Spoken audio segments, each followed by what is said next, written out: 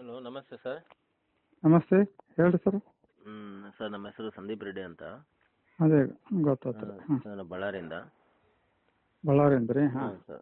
Sir, ಏನಿಲ್ಲ, actually ನಾವು diploma course complete ಆಗಿದೆ ಸರ್ ನಂದು 5 ವರ್ಷ ವಿಶೇಷ ಪರಿಣಿತಿ.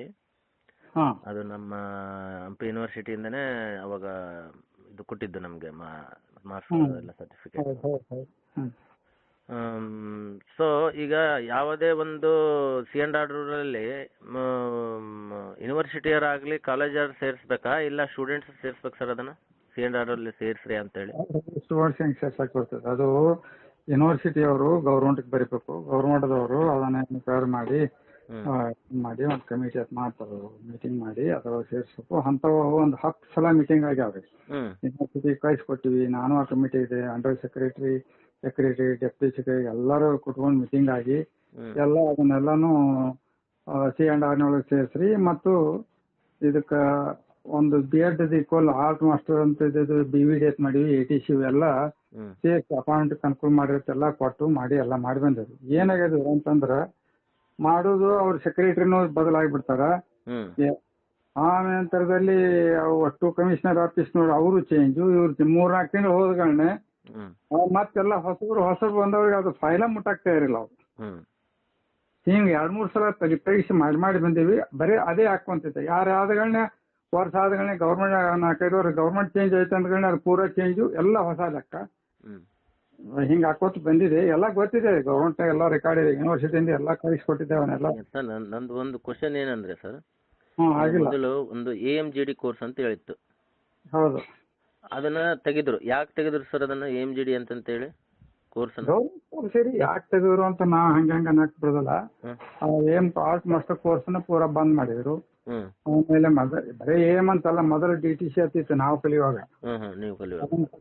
ಆಮೇಲೆ DMC ಅಂತ ಮಾಡಿದ್ರು, ಅದು ಹೋತು. ಆಮೇಲೆ AM ಅಂತ ಮಾಡಿದ್ರು, ಅದು ಹೋತು. ಹಂಗೆ ಚೇಂಜ್ ಮಾಡ್ಕೊಂಡು ಈಗ AMGD ಆದ್ಮೇಲೆ ನೆಕ್ಸ್ಟ್ ಬಂದಿದ್ದೆ ಡಿಪ್ಲೊಮಾ ಕೋರ್ಸ್ ಅವು ಸರ್? ಇಲ್ಲ, ಅವು ಅಲ್ಲ ನಂತರ ಡಿಪ್ಲೊಮಾ ಅಂತು. ಡಿಪ್ಲೊಮಾ ಇದೆ. ಯಾವ್ದು ಬಂತು ಸರ್? ಈಗ ಏನಾಯ್ತಲ್ರಿ, ಇವೆಲ್ಲ ಮೊದಲು 4 ವರ್ಷದ ಡಿಪ್ಲೊಮಾಗಳಿದ್ವು.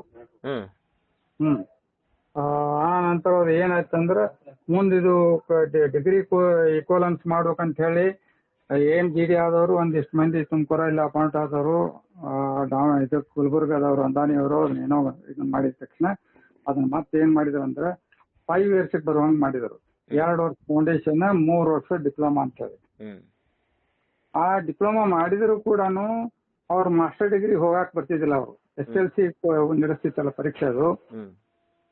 ಸೊ ಅದೇ ಕೋರ್ಸ್ 5 ವರ್ಷ ಈಗ ಜನರಲ್ BV ಅದು ಮಾಡಿದಾರೆ, ಅವ್ರ ಡಿಗ್ರಿ ಮಾಸ್ಟರ್ ಡಿಗ್ರಿ ಮಾಡಕ್ ಬರ್ತೈತಿ. ಇವ್ರಿಗೆ diploma same equal, same period, same syllabus ಎಲ್ಲ ಇದ್ರು ಬರೋದಿಲ್ಲ ಅನ್ನೋದು ಒಂದು ಸಮಸ್ಯೆ ಆಗಿ ಅದನ್ನ ಏನ್ ಮಾಡಿದ್ವಿ, ಮತ್ತೆ ನಾವು ಯೂನಿವರ್ಸಿಟಿ ಕೊಟ್ಟರವರು ಕೊಟ್ಟಗಳನ್ನೇ ಅದನ್ನ ನಾವು 1 ವರ್ಷ ಅದನ್ನ ಇದನ್ನಂತ ಮಾಡಿದ್ವಿ, ಏನು ಈ ಕೋರ್ಸ್ ಇಂಟಿಗ್ರೇಟೆಡ್ ಕೋರ್ಸ್ ತರ ಮಾಡಿ ಡಿಗ್ರಿ ಮಾಸ್ಟರ್ ಡಿಗ್ರಿ ಬರಕ್ ಹುಡುಗರಿಗೆ ಅನುಕೂಲ ಮಾಡಿಕೊಟ್ಟಿವಿ.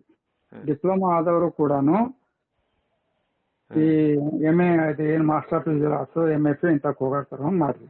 ಎಷ್ಟೋ ಮಂದಿ MFA ಮಾಡ್ಕೊಂಡ್ರು, MA ಮಾಡ್ಕೊಂಡು MFA ಮೊದಲು ಅದನ್ನ ತಗರಿ MA ಅಂತ ಮಾಡ್ಯಾರ. MFA ಮಾಡ್ಕೊಂಡ್ರೆ MFA ಮಾಡಿದವರೆಲ್ಲ ವೇಸ್ಟ್ ಆದ್ರು. ವೇಸ್ಟ್ ಇಲ್ಲ, ವೇಸ್ಟ್ ಹಂಗೆ ಆಗ್ತದೆ. MFA ಅಂತಂದ್ರೆ ಅದು ಹಳೆ ಡಿಗ್ರಿ, ಹೊಸ ಹೆಸರು MA ಅನ್ನುವಂತ 2 ಇಕ್ವಲೆಂಟ್ ಅವ. ಅದು ವೇಸ್ಟ್. ಈಗ ಡಿಪ್ಲೊಮಾ ಆದ್ಮೇಲೆ BVA BFA ಬಂತ, ಹೌದಲ್ಲ? ಹೌದು. ಈಗ BVA BFA ಅದು ಯೂನಿವರ್ಸಿಟಿ ನೀವೇ ಹಂಪಿ ಯೂನಿವರ್ಸಿಟಿಯಿಂದ ಅಲ್ಲ ಸರ್ ಮಾಡಿದ್ದು? ಹೌದು, BVA ಮಾಡಿದೆ. ಮೊದಲ MFA ತೆಗೆದು ಈಗ MA ಅಂತ ಮಾಡಿದ್ವಿ. BVA ಮಾಡಿದೆ. ಅವಕ್ಕಂದ್ರೆ ಹೊಸ UGC ಒಂದು ನಮ್ಮ ಯೂನಿವರ್ಸಿಟಿ ಏನದ ಅಂದ್ರೆ UGC ಒಳಪಡ್ತಾವ. UGC ಏನ್ ಹೇಳ್ತದ ಆ ಗೈಡ್ಲೈನ್ಸ್ ಅನ್ನ ಯೂನಿವರ್ಸಿಟಿ AMGD ಇತ್ತು, ಅದು ತೆಗೆದ್ರಿ. ಆಮೇಲೆ ಡಿಪ್ಲೊಮಾ ಬಂತು. ಡಿಪ್ಲೊಮಾ ಮೊದಲಿಂದ ಇತ್ತನ ಇಲ್ಲ ಸರ್? ಡಿಪ್ಲೊಮಾ ಮೊದಲಿಂದ ಇತ್ತದು. ಡಿಪ್ಲೊಮಾ ಇತ್ತು. ಇದು ಅದೊಂದು ಸ್ವಲ್ಪ 5 ವರ್ಷ ಕೋರ್ಸ್ ಮಾಡಿದ್ರು. ನೀವು ಮಾಡಿದ್ರೆ 5 ವರ್ಷ ಕೋರ್ಸ್? 5 ವರ್ಷ ಅಂದ್ರೆ 2 ಅಂದ್ರೆ ಡಿಗ್ರಿ ಈಕ್ವಲ್ ಆಗ್ಲಿ ಅಂತ. ಡಿಗ್ರಿ ಈಕ್ವಲ್ ಆಗ್ಲಿ ಅಂತ ನೀವು ನೀವಿದ್ದಾಗ ನಿಮ್ಮ ಮಂಡಲದಲ್ಲಿ ಇದ್ದಾಗ ನೀವು ಮಾಡಿದ್ರಿ, ಹೌದಲ್ಲ ಸರ್? ನಾವು ಮಾಡಿದ್ರಿ ಅಂತಲ್ಲ, UGC ಗೈಡ್ಲೈನ್ಸ್ ಅನ್ನ ಮಾಡಿದ್ವಿ. ನಾ ಮಾಡಕ್ ಯೂನಿವರ್ಸಿಟಿ ಅಂದ್ರೆ ನಾನೇ ಅಲ್ಲ. ನೀವಲ್ಲ, ರೈಟ್. ರಿಜಿಸ್ಟರ್ ವಿಷಯ ಅದೊಂದು ದೊಡ್ಡದಾದಂತ ಅದರದೇ ಒಂದು ವ್ಯವಸ್ಥೆ ಇರ್ತದೆ. ಹ್ಮ್ ಹ್ಮ್ ನಾವು ಏನು ಅವರು ಡೈರೆಕ್ಷನ್ ಬರ್ತಾ ಆ ಡೈರೆಕ್ಷನ್ ಮಾಡುದು. ಮಾಡಿರಿ ಸರ್. ಆಯ್ತು ಸರ್. ಈಗ BBA BFA ದಲ್ಲಿ ನೀವು ಹೋಗಿ ಈಗ ಲೈಕ್ ಏನಂದ್ರೆ B.Ed D.Ed ನಲ್ಲಿ ಟೀಚ್ ಮಾಡ್ಲಿಕ್ಕೆ ಹೊರಗಡೆ ಶಾಲೆಗಳಿಗೆ ಹೋಗಿ ಗೌರ್ಮೆಂಟ್ ಶಾಲೆಗೆ ಹೋಗಿ ಟೀಚ್ ಮಾಡಿ ಬರ್ಬೇಕು. ಆ ತರ ಡಿಪ್ಲೊಮಾ ಕೋರ್ಸ್ ಅಲ್ಲಿ ಐತೆ, AMGD ಅಲ್ಲಿ ಐತೆ. BBA BFA ನಲ್ಲಿ ಇದೆನಾ? BBA BF ನಲ್ಲಿ ಇಲ್ಲ. ಮತ್ತೆ BBA BFA ದಲ್ಲಿ ಅವ್ರಿಗೆ ಟೀಚಿಂಗ್ ಮಾಡಕ್ಕೆ ಅನುಭವ ಇಲ್ಲ. ಅವ್ರಿಗೆ ಅಂತವ್ರಿಗೆ ಮತ್ತೆ ಅಪಾಯಿಂಟ್ಮೆಂಟ್ ಕೊಟ್ರಲ್ಲ ಹೆಂಗೆ ಇದು? ಈ ಮೊರಾರ್ಜಿ ದೇಸಾಯಿದಲ್ಲಿ ಕಾಲ್ಫರ್ಮ್ ಆಗಿತ್ತು. ಅಲ್ಲ ಸರ್, ನಾನು ಒಂದು ನಿಮಿಷ ಸರ್, ನಾನು ಯಾಕಂದ್ರೆ ಇದಾಗ್ಬಿಡುತ್ತೆ, ಚೇಂಜ್ ಆಗ್ಬಿಡುತ್ತೆ ಟಾಪಿಕ್. ಅವ್ರಿಗೆ BBA BFA ದವ್ರಿಗೆ ಕೊಟ್ಟಿದ್ದಾರೆ, ನಮಗೂ ಕೊಡ್ಬೇಕಾಗಿತ್ತು, ನಮಗೂ ಕೊಟ್ಟಿಲ್ಲ, ಸೈಡ್ಗೆ ಇಟ್ಬಿಟ್ರು. ಆಕ್ಚುಲಿ ನಮ್ದು ವೆರಿಫಿಕೇಶನ್ ಕರೆದಿದ್ರು, ನಿಮ್ದು ಡಾಕ್ಯುಮೆಂಟ್ ವೆರಿಫಿಕೇಶನ್ಗೆ ಕಳ್ಸ್ರಿ ಸರ್ಟಿಫಿಕೇಟ್ದು ಹಿಂಗೆ ಈ ತರ ನಿಮ್ದು ಲಿಸ್ಟಲ್ಲಿ ಇದೆ, ಶಾರ್ಟ್ ಲಿಸ್ಟಲ್ಲಿ ಇದೆ ಅಂತೇಳಿ. ಆಮೇಲೆ ಏನಾಯ್ತು, ಇವರು ಕೋರ್ಟಿಂದ ಒಂದು ಸ್ಟೇ ತಗೊಂಬಂದ್ರು. ಯಾರು BBA BFA ದವ್ರು ಏನಂತ, ಇವ್ರದ್ದು C&R ರೂಲಲ್ಲಿ ಸೇರಿಸಿಲ್ಲ, ಇವ್ರನ್ನ ತಗೋಬೇಡ್ರಿ, ಇವ್ರದ್ದು ತಗೊಳ್ರಿ ಅಂತೇಳಿ ಇದು ಮಾಡಿ ಅವ್ರನ್ನ ತಗೊಂಡ್ರು. ಕೋರ್ಟೆ ಕೊಟ್ಟದಂತೆ. ಹೆಂಗ್ ಕೊಟ್ಟತ್ತೆ ಏನು ಗೊತ್ತಿಲ್ಲ.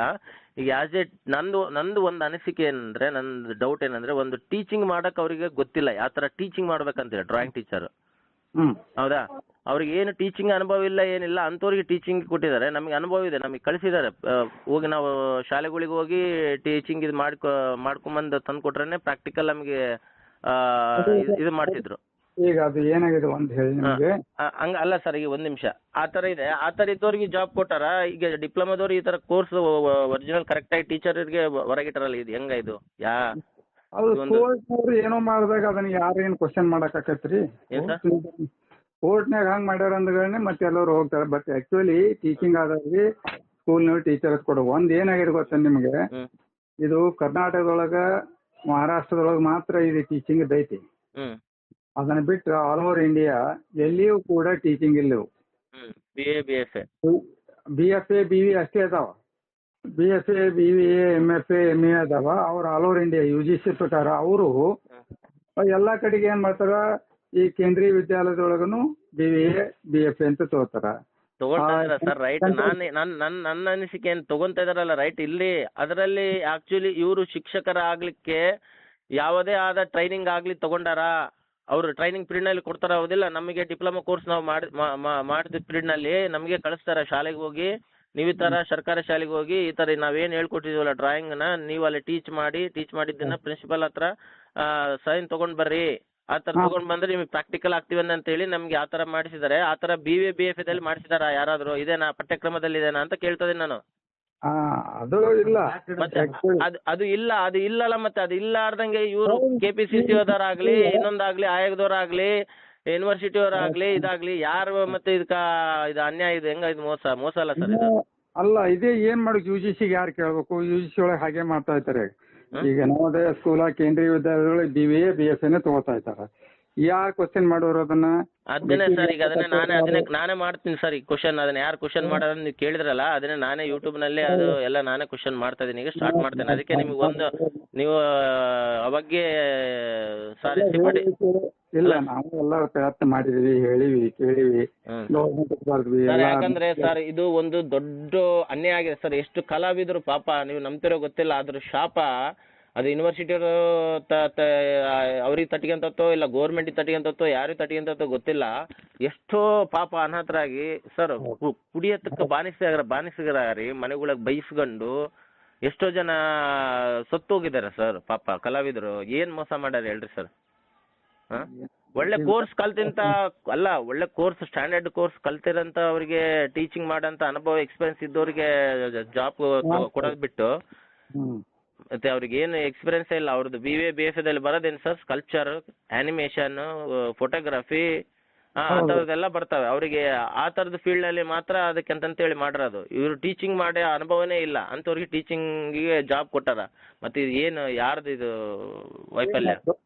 ವೈಫಲ್ಯದಲ್ಲ, ಗವರ್ಮೆಂಟ್ ಹೇಳಿದ, ಸೆಂಟ್ರಲ್ ಗವರ್ಮೆಂಟ್ ಅದ್ ಮಾಡಾಕೈತಿ, ಕೋರ್ಟ್ ಹೇಳಿದಂದ್ಗಳನ್ನ ಈಗ ಎಲ್ಲರೂ ಸೆಂಟ್ರಲ್ ಗವರ್ಮೆಂಟ್ ಆಗ್ಲಿ, ಕೋರ್ಟ್ ಆಗ್ಲಿ, ಇನ್ನೂ ಒಂದಾಗ್ಲಿ ರಿಸರ್ಚ್ ಮಾಡ್ಬೇಕಲ್ಲ, ಏನಿದೆ ಏನು ಯಾವ್ದು ಸರಿ ತಪ್ಪು ಅಂತೇಳಿ ಒಂದು KPCC ಆಯೋಗ ಅಂತೇಳಿ ಅವ್ರನ್ನ ಯಾಕೆ ಕೊಟ್ಟಾರ? ನೀವು ಎಲ್ಲದನ್ನ ಕರೆಕ್ಟ್ ಆಗಿ ಡಾಕ್ಯುಮೆಂಟ್ಸ್ ಆಗಲಿ ಇವ್ರು ಕೋರ್ಸ್ ಇದನ್ನ ಮಾಡಿದಾರ, ಯಾವ ಕೋರ್ಸ್ ಕರೆಕ್ಟು ಏನು ಅಂತಂತೇಳಿ ರಿಸರ್ಚ್ ಮಾಡಿ ಇದು ಮಾಡಿನೇ ತಗೊಳ್ರಿ ಅಂತಾನೆ ಕುಡ್ಸಿರೋದು, ಹೌದಿಲ್ಲ?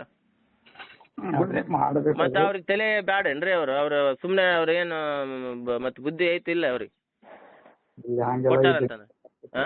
ಈಗ ಎಲ್ಲಾನು ನಾವ್ ಹಂಗ್ ಮಾಡ್ತಾ ಹೋದ್ರೆ ಗೌರ್ಮೆಂಟ್ ಸರ್ ಗೋರ್ಮೆಂಟ್ ಅಂದ್ರೆ ಏನ್ ಸರ್? ಗೋರ್ಮೆಂಟ್ ಅಂದ್ರೆ ಯಾರಿಂದ ಸರ್ ಗೋರ್ಮೆಂಟ್ ಇರೋದು? ಏನ್ ಪ್ರಜೆಗಳಿಂದ ಐತಾ ಗೋರ್ಮೆಂಟ್? ಏನ್ ಅವ್ರದೇನ್ ಸಪ್ರೇಟ್ ಐತಾ? ಯಾರು ಟ್ಯಾಕ್ಸ್ ಕಟ್ಟೋದು, ಯಾರು ಇದನ್ ಮಾಡ್ರ? ಅವ್ರನ್ನ ಗೋರ್ಮೆಂಟ್ ಕೂಡ್ಸಿರೋದೇ ಅದಕ್ಕೆ. ನೀವು ಬುದ್ಧಿವಂತರಲ್ಲ, ಗೋರ್ಮೆಂಟ್ ಸರ್ವೆಂಟ್ಸ್ಗಳು ಯಾಕೆ ಅವ್ರಿಗೆ ಯಾಕೆ ಉದ್ಯೋಗ ಕೊಟ್ಟಿರೋದು? ನೀವು ಬುದ್ಧಿವಂತರಂತಲ್ಲ ಇದು ಮಾಡಿ ಕೊಟ್ಟಿರೋದು ಅವ್ರಿಗೆ ಕೆಲಸ.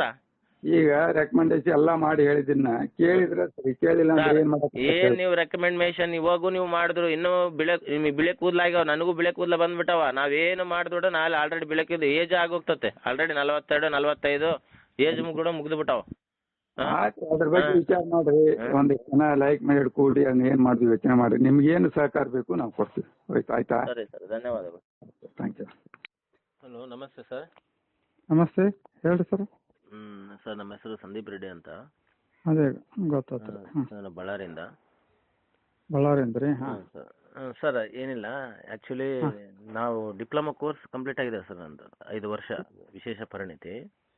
ಹಾಂ. ಅದು ನಮ್ಮ ಹಂಪಿ ಯೂನಿವರ್ಸಿಟಿಯಿಂದನೇ ಅವಾಗ ಇದು ಕೊಟ್ಟಿದ್ದು ನಮಗೆ ಮಾರ್ಕ್ಸ್ ಎಲ್ಲ ಸರ್ಟಿಫಿಕೇಟ್. ಸೊ ಈಗ ಯಾವುದೇ ಒಂದು C&R ರೂರಲ್ಲಿ ಯೂನಿವರ್ಸಿಟಿಯರಾಗಲಿ ಕಾಲೇಜರ್ ಸೇರಿಸ್ಬೇಕಾ ಇಲ್ಲ ಸ್ಟೂಡೆಂಟ್ಸ್ ಸೇರಿಸ್ಬೇಕು ಸರ್? ಅದನ್ನು C&R ಅಲ್ಲಿ ಸೇರಿಸ್ರಿ ಅಂತೇಳಿ ಸ್ಟೂಡೆಂಟ್ಸ್ ಹೆಂಗೆ ಸೇರ್ಸಕ್ಕೆ ಬರ್ತದೆ? ಅದು ಯೂನಿವರ್ಸಿಟಿಯವರು ಗೌರ್ಮೆಂಟ್ಗೆ ಬರೀಬೇಕು, ಗೌರ್ಮೆಂಟ್ದವರು ಅದನ್ನ ಎನ್ಕ್ವೈರ್ ಮಾಡಿ ಒಂದು ಕಮಿಟಿ ಅಂತ ಮಾಡ್ತಾರೆ, ಮೀಟಿಂಗ್ ಮಾಡಿ ಅದ್ರೊಳಗೆ ಸೇರಿಸ್ಬೇಕು. ಅಂಥವು ಒಂದು 10 ಸಲ ಮೀಟಿಂಗ್ ಆಗ್ಯಾವ್ರಿ. ಯೂನಿವರ್ಸಿಟಿ ಕಳಿಸ್ಕೊಟ್ಟಿವಿ, ನಾನು ಆ ಕಮಿಟಿ ಇದೆ, ಅಂಡರ್ ಸೆಕ್ರೆಟರಿ, ಡೆಪ್ಯೂಟಿ ಸೆಕ್ರೆಟರಿ ಎಲ್ಲರೂ ಕುತ್ಕೊಂಡು ಮೀಟಿಂಗ್ ಆಗಿ ಎಲ್ಲ ಅದನ್ನೆಲ್ಲಾನು C&R ಸೇರಿಸ್ರಿ. ಮತ್ತು ಇದಕ್ಕೆ ಒಂದು B.Ed ಈಕ್ವಲ್ ಆರ್ಟ್ ಮಾಸ್ಟರ್ ಅಂತ BVD ಅಂತ ಮಾಡಿವಿ, ATC ಎಲ್ಲ ಸೇರಿಸಿ ಅಪಾಯಿಂಟ್ ಅನುಕೂಲ ಮಾಡಿ